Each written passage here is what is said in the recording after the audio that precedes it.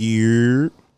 Welcome back. Another episode of Education for the Soul. It's your boy E. Schultz. Miss Floyd. We right back at y'all with another one. Today, I want to talk about name, image, and likeness. Let's get into these NIL deals. Good, bad. How you feel about them things, man?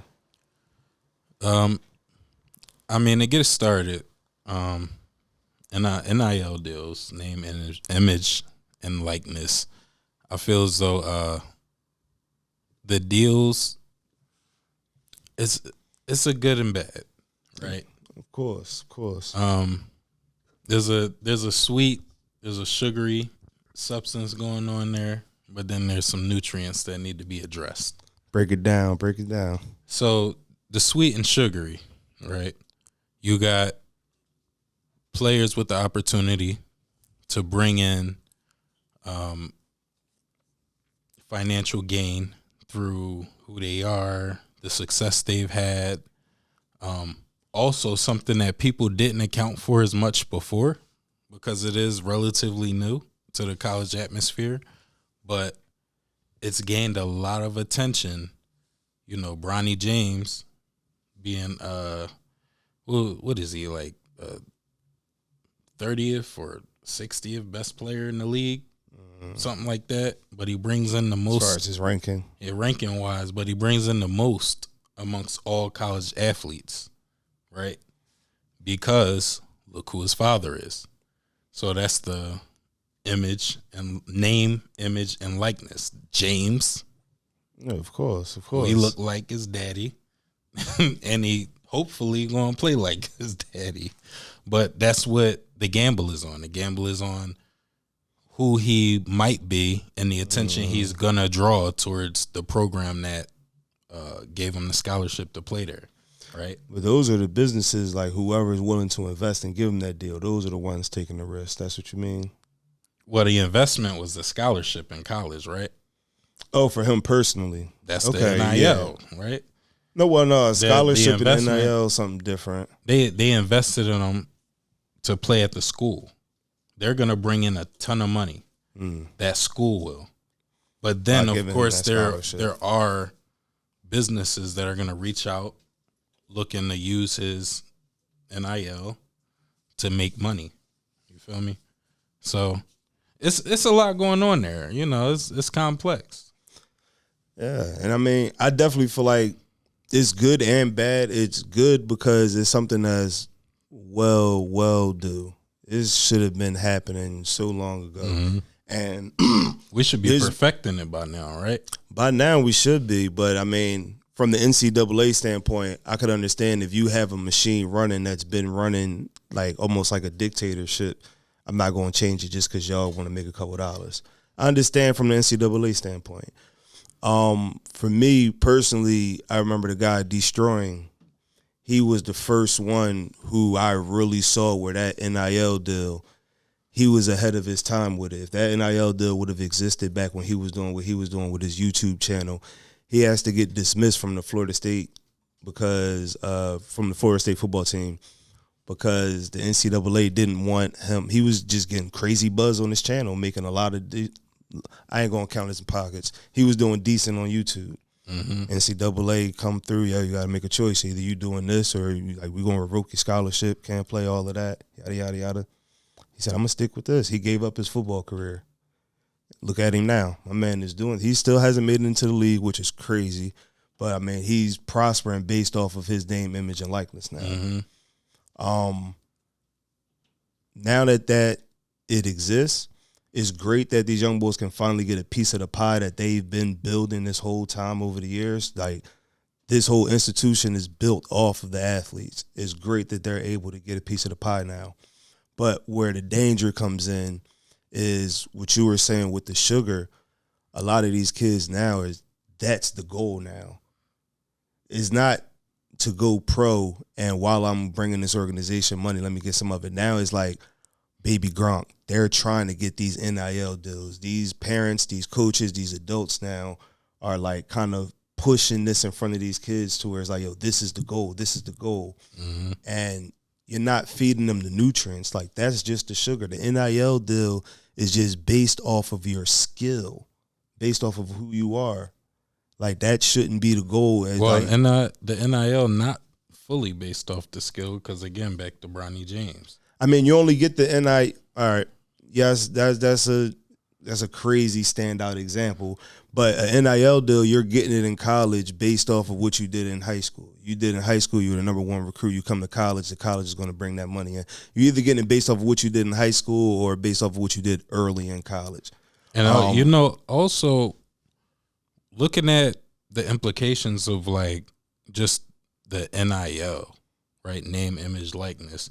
You could be a mediocre basketball player in high school, but let's just say you have a major following. Let's say you're a really good video game player and people know you everywhere, like Mr. Beast or something like that. Like, you just have a following online because of your personality and your character and who you are in that atmosphere.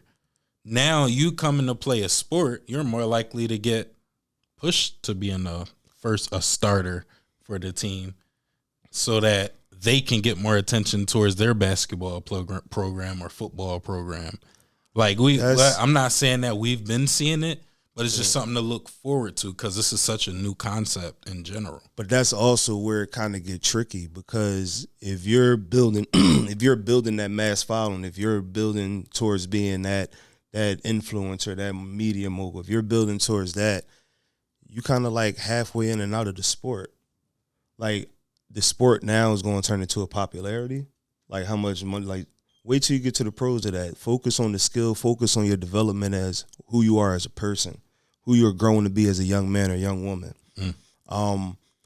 One person I do feel like is benefiting and is doing it really well, controversial here and there depending on who you ask, but I do feel like Angel Reese. She's maximizing the hell out of that NIL deal right now. And her along with a lot of other people, but not many, she's one whose skill is bringing in. Not just her following. I mean, yes, she does the dance videos. She got the TikTok. She got the following and everything like that. But Shorty is dominant on the court. Mm-hmm. Her skill is bringing in that attention first, because if she was whack, then she would just be another pretty basketball player doing stuff.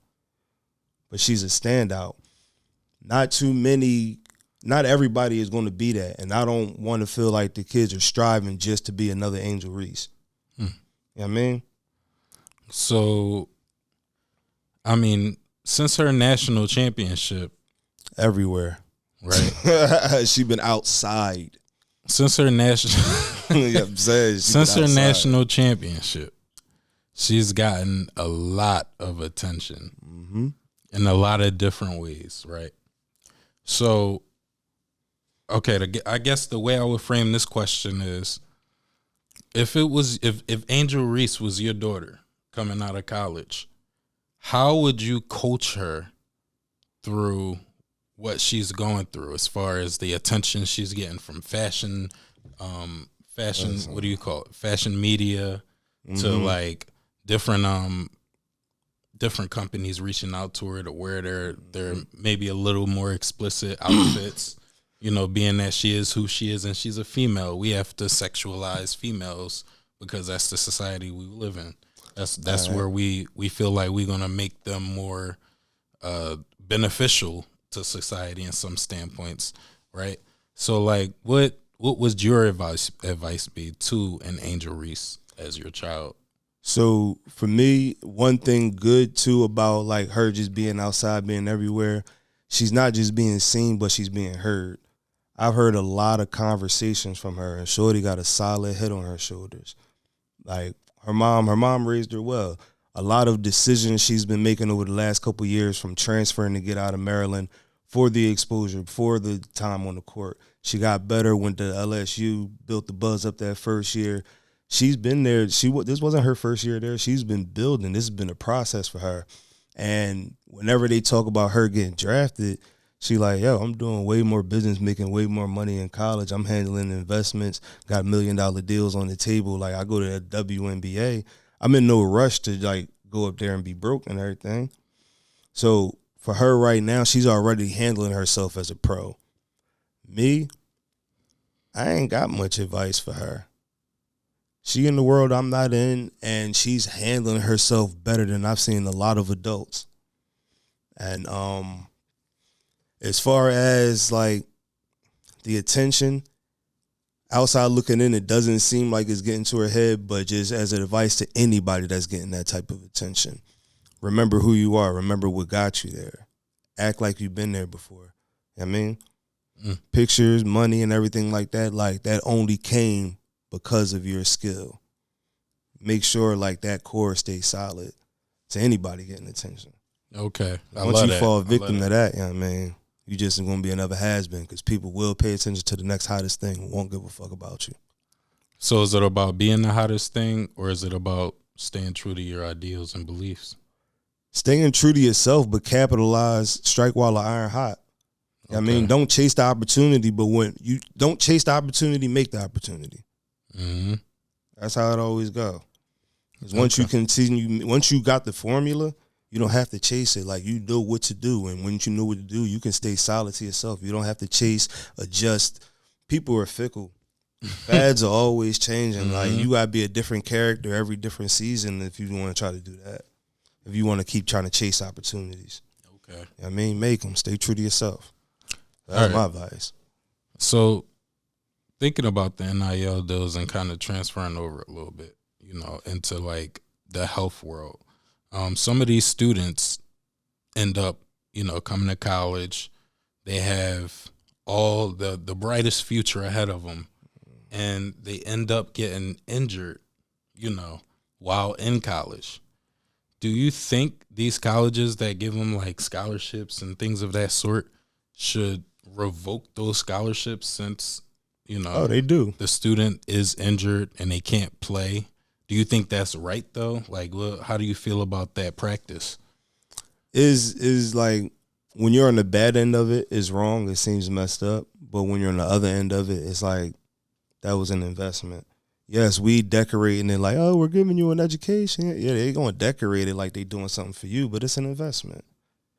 I'm getting you here based off of what I think you can bring here. If you can't bring nothing here, then why am I giving you anything? So what's the best practice? I think the NIL. That come in for there the college, and save that. Not for the NIL. What's the best practice for the college? Like, even if you got an NIL deal, let's just say you got $50,000 from, Reebok. Yeah. Not when you came into college and you was really hot out of high school, this and that. Like, what do you think the best practice is to be like, okay, I got $50,000 from them. I don't need college anymore. I already got money from another place. I'll just try and play outside of college and keep getting money that way. Hopefully that works. Well, go ahead. Or do you think that college players should kind of bend into the will of colleges a little bit?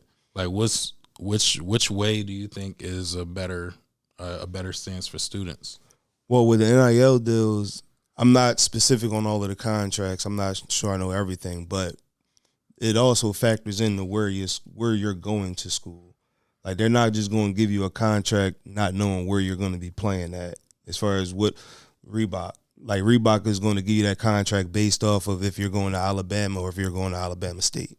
Like, that factors in. Mm-hmm. So as far as the student goes, the NIL can just act as a security blanket as well for if you do get hurt. Like, the NIL, they're not taking that money back. You know what I'm saying? So even if you lose your scholarship, I mean, you still got a couple dollars right there left over for whatever was in your NIL deal. And I mean, continue on to the next thing. But now, do you think they should be able to revoke those scholarships though? Do you think that's a good practice for college? Like you kind of started off with, like, I don't know, you kind of gave me the sentiment you understand. Like, you gave a real like understanding tone with like them taking it back, because like that's the best business move for the college to make. Mm-hmm. It keeps the most money in the college pocket. Because now I can go give a scholarship to another young boy to come replace exactly. You. Yeah. But your college's, let's just say, fitness program, that's where the student led to getting injured, or at some point in that, whether they were on the field and they got hit really hard, they got injured, they got CTE, or something like that. I mean, I let you finish out the semester. I ain't just gonna kick you out. Damn, that's savage. I mean, bro. I let you finish out the year. That's savage. How we savage. gonna do. I kind of feel we as gotta though keep it moving. It's the next man up mentality. I understand it. I feel as though there's not enough injuries in the world that should be able to protect a college from taking the potential of a kid's future. And again, your coach is one person that's responsible for you, but then you have physical trainers, athletic coordinators. You have a bunch of people that are responsible for how you conduct yourself as a result, right? Now, maybe you ain't do an extra sit-up that could have helped you. Maybe you ain't do an extra curl that could have helped you. Maybe you ain't had a support here or there that could have led to you being able to finish your career as a collegiate student, right? But college academics and sports don't really have much to do with each other, right? Like in general, like there's a lot of dummies we know even in high school that just didn't have nothing in the brain but was real athletic. And the only way that they could find an out, let's just say, was through college, right? So a lot of those students committed more to the physical aspect of themselves than the mental aspect. And that's the only way in some cases that you even get to being as good as you are. Like we're dealing with some of the best athletes in the world in those cases. Even just talking about college students. So I'm wondering, like, is there some accountability on these institutions that should be placed? Like, should we look for them to take accountability, or should we just say they're a business? Because they are, but then they're not. They also are. They're also taking in taxpayer dollars in their area. So, like, is there some accountability the taxpayers should be looking for from those entities? Like, I love your outlook, and you're absolutely right. Should, but you're looking at it from like a morality standpoint. And college itself, you said it, it's a business. Like, yes, it's dressed up as an educational institute. We're here to make the children better. We're here to make tomorrow's future and everything. College is a business. The college itself is where business transactions are being done constantly. Putting these kids in debt. Like, it's way worse stuff than the scholarship. The fact that they teach you, not even teach you, like, you're 17, 18, and they're letting you put 25, 35 years of debt on your life and telling you got to do it to take these classes, and then hopefully in a couple years we'll give you a piece of paper that'll get you a job. Like, that's a business. Pimping is doing well. You know what I'm saying? So you got to know what it is. I mean, if you keep looking at it as far as like, yo, y'all supposed to be helping make tomorrow better, then it's just, you're going to be constantly disappointed. I look at it as a business. Damn right they're going to take that young boy scholarship back, because I got 3 more young boys that was in the tuck that can't wait to get here. And they about to do the exact same thing that you did. So now I guess my question is, because we've seen the development of NIL deals, right? So since we weren't able to have NIL deals before all the NIL money went towards the universities, which is why that was unheard brown paper of. Bag money. Yeah, all that money that was made from image and likeness went straight towards the college. You know, Johnny Manziel got in trouble for that. So I'm only wondering, you know, in that situation, do you see like a light of day coming in the future for college where they might be under more scrutiny, or do you think that's like something that's possible since we were able to make strides towards NILs in the first place? Or do you just think like there's like no light in the tunnel? Like, you get hurt, you done. I don't want to be pessimistic or anything like that, but I was just talking about this the other day with the homies, and I feel like the NIL deals, the way they're structured and everything now, is still relatively new. I feel like they probably got 3, maybe 4 more years, because it's money coming in. The NCAA, they don't want to see too many Angel Reeses. They don't like a player making that much money without them, not needing them, doing all of that on their own. They don't want to see everybody like that. So I feel like them NIL deals got 3, maybe 4 more years before the NCAA will start trying to jump in, start tweaking things. This percentage, you can only do that, or they're going to start putting stipulations. Like, they're not going to want to see too many Angel Reeses. Mm-hmm. So, I mean, I don't really see a light at the end of the tunnel. I feel like right now is where, like I said, strike while the iron's hot. This type of money ain't just going to keep flowing in without somebody else trying to put their hands in the pot. Okay. There is way too much money flying around. And that's where it's also dangerous, because some of these businesses are going to be jerking these young bulls for some bread with them deals. It's going to get ugly. It's going to get ugly. Yeah. But, I mean, stay in school, learn. Pay attention in high school. So when you get to college, you got some knowledge. Parents, teach your kids, sit them down, because it's like these young boys growing faster and faster. They going to be in college next 3-4 years. You got to learn now, school them now, because you can only teach what you know. So you got to educate yourself as well. Mm. And it's funny you kind of talking, you kind of segue. You know how I go with the teaching and the parents. Mm. So, like, I was looking at the best way children learn, right, which is through play. And so I was thinking, I'm like, it should really be like a general kind of thought amongst parents that when your kid's not understanding something well, to kind of find a way to make it playful. You feel me?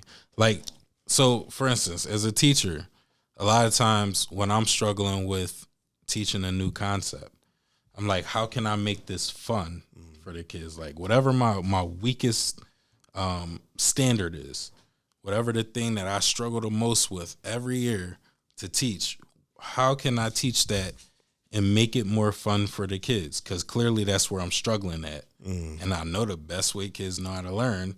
So let's make that happen. You know what I'm saying? So I'm like, why don't we push that more towards just the home environment?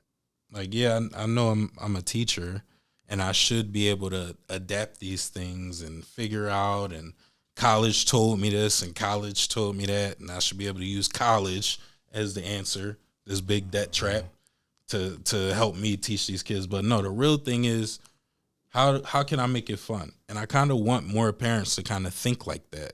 Like, okay, my kid's struggling with the bathroom. They're struggling with peeing themselves at night. They're struggling with pooping themselves. Just potty training. How can I make that more fun? You feel me?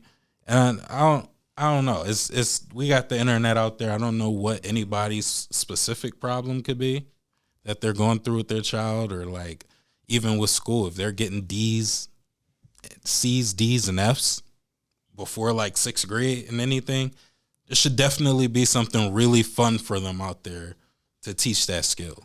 So like, because it's something else distracting them. Exactly. I don't believe kids are dumb. I mean, they do dumb stuff, but it's just like they just be distracted. And sometimes you got to find a way not to try to get them on your level to where you can teach them, but you got to find a way to teach them on their level. You got to adjust to them somewhat. Don't be a sucker. Don't be like your kid's friend and all that type stuff. There's a thin line between that.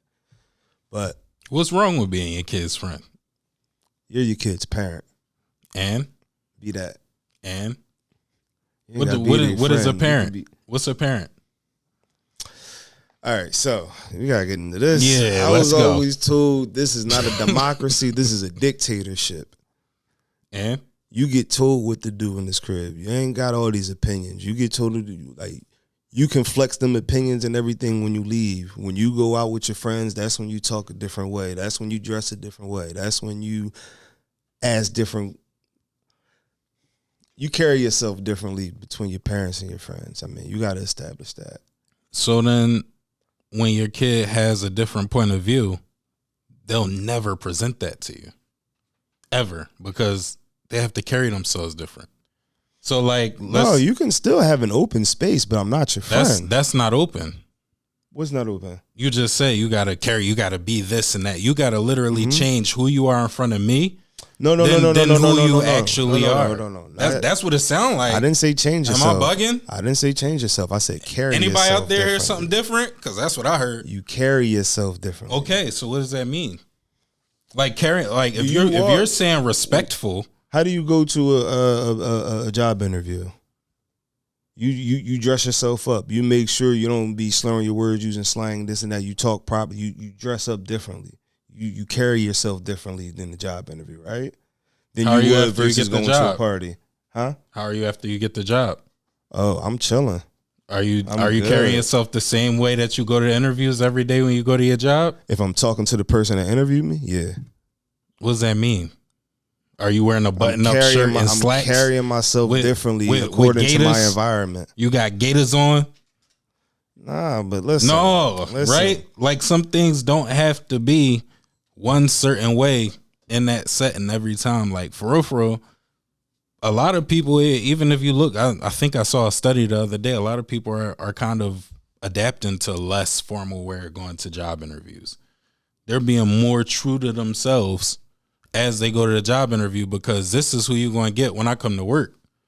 Like I'm going to be dressed up. I'm a have on maybe a regular collar shirt. You feel like that's good though? Like yes. Aren't you why losing? you gotta? Because why you're you gotta losing be, your capability now. Like you're losing your skill. All right, listen. Okay. With all of the texting and everything now, Mm-hmm.